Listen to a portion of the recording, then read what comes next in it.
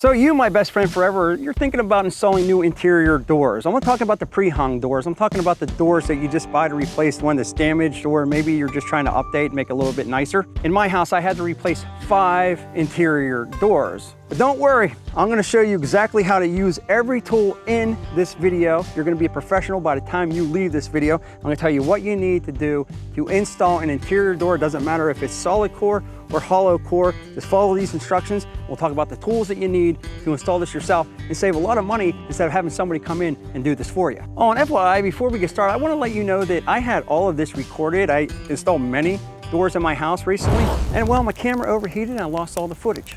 Since my camera deleted everything that I had, I'm going to use this 2x6 because it's the exact same dimension, and all you have to do is pretend that this is where the hinges are going and this is where the doorknob is going to go. The edge of this is a little rounded over and it's a little bit rough. Now, you're not going to have that issue on a new door. It's going to be flat. However, I guarantee the door that you get is probably going to be a little bit tight, so you're going to have to take at least 1/8 of an inch off either side or maybe the top. If your door is just a little bit too big, it will not open correctly, it will not close correctly. You will damage the frame because it's going to end up prying out on it. It's going to damage your paint. So the first tool we're going to use is this. This is a planer. Now, you use a hand planer. You don't have to go out and buy a cordless planer or a powered planer. 20, 30 bucks, you can get the job done. But today we're using the M12 Milwaukee A planer. This thing is fantastic. I love this thing. So what I'm going to do now is I'm going to plane about 1/16 off of this. I'm going to smooth this up a little bit, and this will just simulate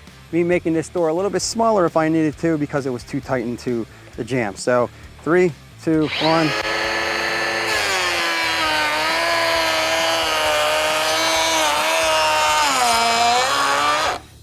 That, my friends, is so smooth.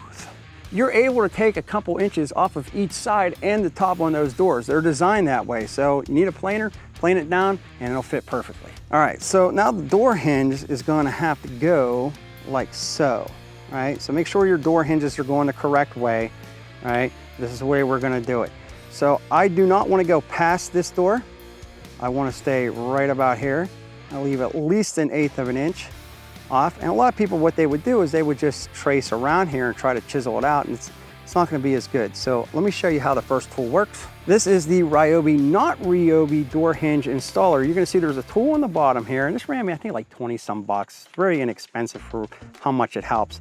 But you also get a router bit right here. So we're going to take this out. We're going to use this in a router here in a bit. And we're definitely going to use this. This is a plunge bit. Where you at? This is the plunge bit right here. And it's going to allow you to put the holes up on top where the hinges need to go. And this thing works very well. Here's the size. You can see there's a 4-inch, 4 and what is that? 4.5, 5-inch, 3-inch. So this is removable. And you can see that if I have a larger hinge like such, I can move this right here, put that down in there. But look at my hinge. My hinge right here is a 3.5. So that's way too big. So I need to take this, I'm gonna bring this over to the 3.5. And now you can see this hinge lines up perfectly with that. Now, if this was a square hinge, you can see this pops out. You see this right here? This is like a little corner bracket. You just kind of wiggle that out. Well, maybe, oh, there you go. And then you just flip this to make it a square hinge. Just take it like such, push it in. Now when this goes in, you see it does not have the rounded edge like this anymore. It has a square edge. Now, the reason why I like the rounded edge is because I don't have to do any chiseling. If I were to do the square, the router bit's not gonna get all that, so you will have to clean that up a little bit with a chisel. But if you don't wanna deal with any of that, just go with the round, just like this, and you won't have to worry about any of that. So you're just gonna take that and put that down. You don't wanna go crazy tight, just enough that's gonna snug and not move on you. So this is pretty much the most intense part of the entire installation of this, and that's using the router here. But what's nice about this is that once you set this down past a piece of wood, so we're gonna have to remove like 1/8 off of here, you just set that bit down, about 1/8 down past where the wood is up on top, and then we're gonna turn this on. We're just gonna follow this basic template to cut all this out. So here we go, 3, 2, 1.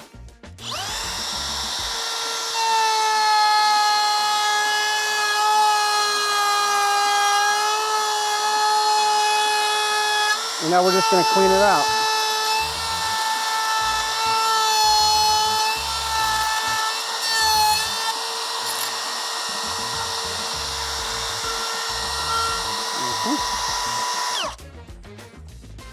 It's better to go down not far enough because you can always just readjust and go and hit it again. But let me show you sort of what we got going on right now. I'm gonna take this off and boom. All right, so now that we got this cut out, put my hinge in there, and there you go. Our hinge sets in. You don't have to worry about it sitting up on top like this, being ugly and pushing the door out too far. So now we're in set, and we're gonna put our screw holes in. And that is where this tool comes in. This is very awesome that they include this now, where they did not on the previous model. But you can see if I were to push down on this, this is going to guide this into where it needs to be, and it's not going to, like, I don't know, go crazy on you.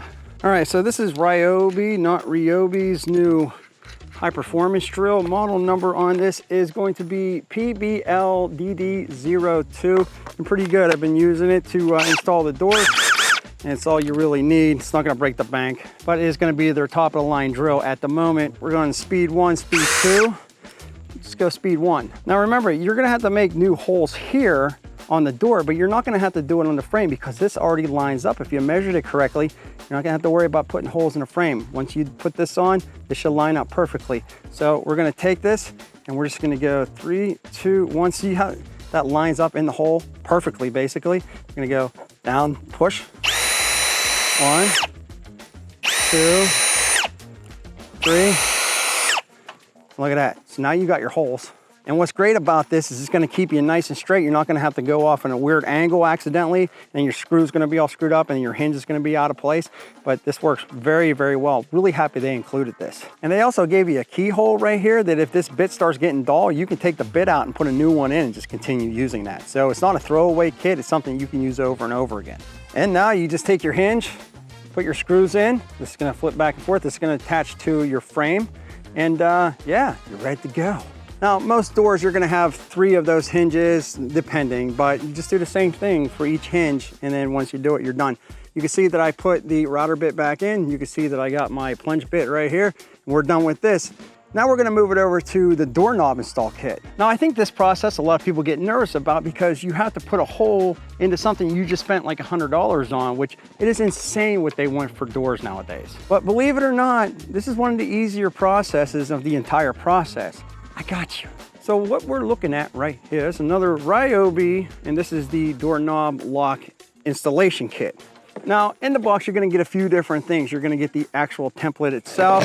You're gonna get a hole saw right here, and you're gonna get a spade bit. Come on, man. Right here, so 1-inch spade bit. You're also gonna get this spade bit template, whatever it is. I don't use this. You're gonna get a couple screws, and you're gonna get a Phillips/slotted flathead bit. So they give you everything you need here. Now, there's a bunch of things I really love about this, and there's one thing that I really don't love about this. Now, this is the Milwaukee IA one that I've been using for years. You can see it's a little bit beat up on the inside, but really does a good job, and it's a very easy clamping. Let me show you. So basically with something like this is I would just take this, put this on like such. It lines up pretty much perfectly. You got your line right here. Just tighten this down, and now you got your hole to put your lock on here. And then you got the hole over here, and you would just run the hole here, and everything should line up for your doorknob and your lock. And they do have an arrow right here, so it's pretty easy to line up your striker when you're drilling these holes out. The problem is if you're using a pilot bit in this model here, it doesn't work very well, and it's hard to line up. This is the new Ryobi one, and what I love that they did was added this, I guess, extender out here, where you're able to put the pilot hole in. So when I were to put this on like such, put that in there, and you have no issue lining that up. Where the Milwaukee one, it's hard to line this thing up because the pilot bit sticks out too much. So I'm not a fan of that. However, what I like about the Milwaukee that I don't like about the Ryobi is that there's no clamp over here. You basically have to add 2 screws to hold this on, and I'll show you that. If I could combine these 2 tools into one, it would be like the perfect tool, but it is what it is. So let me show you how this works. So this piece right here is supposed to line up this, the hole for your doorknob, with the striker. And what I mean by the striker is the piece that goes into the frame where when you shut the door, it's supposed to catch. So how this works is you put this on the door, and this right here is supposed to locate your striker, so it goes into the striker area. The only problem is you can't shut the door and do this. This thing is too long, so you have to keep your door open a little bit, and it's just, I don't know. It works, but it's not my favorite part of the tool. But long story short, you put this on a door and you find out where this needs to line up. So you see how this is lining up perfectly with the lock? Well, if it didn't do that, I can adjust this.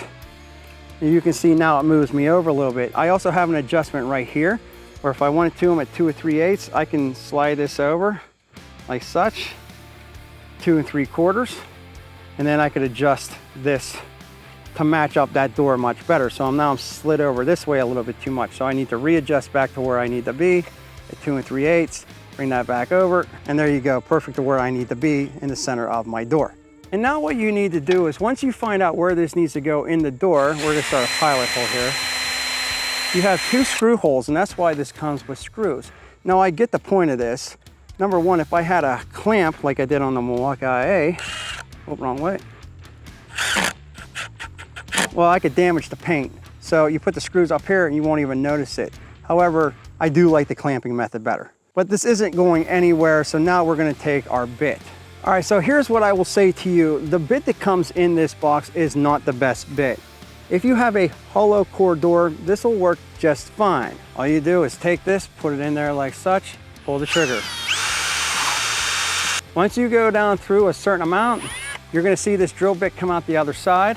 And where the drill bit comes out, you simply stick the drill bit back into it and then finish it up the other way. But I do want to be super honest with you. If you're somebody that's planning on using this a lot, maybe you remodel houses, construction, you hang a lot of doors, you might want to look into a right angle, because that bit, it'll make it through after about a half an hour, but it's going to be dulled out and you're just better off doing something like this. That's if you're hanging solid core doors. A hollow core door, you don't need to go this route. Solid core doors, yeah, that's not going to be very good for you. So that's what we're going to use today. We're going to use the hole saw because it's the same size. Again, this is going to be a solid core here because it's solid the whole way through.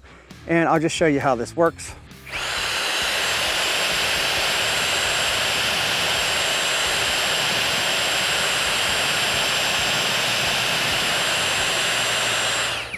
Now, I could have went the whole way through with that. I just want to show you that that pilot bit's starting to come through. So if you are using that other bit, you could just take your pilot hole, line that up, and just finish it off here.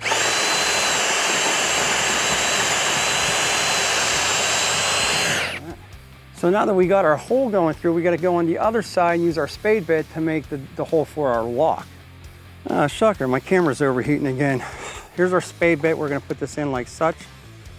This is going to be a 1-inch spade bit. And you could use that guide, but I don't like it. Let's just start this up. This is the spade bit that comes in the kit, by the way.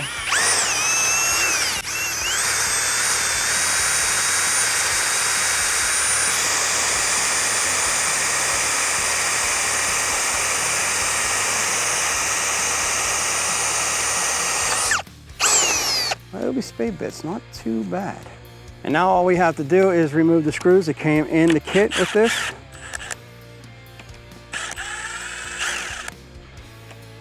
And now the last part of this is pretty simple as well. You can either take your lock that comes in the kit you're gonna get and put it in there, and then you just trace around and take a chisel and clean that out a little bit.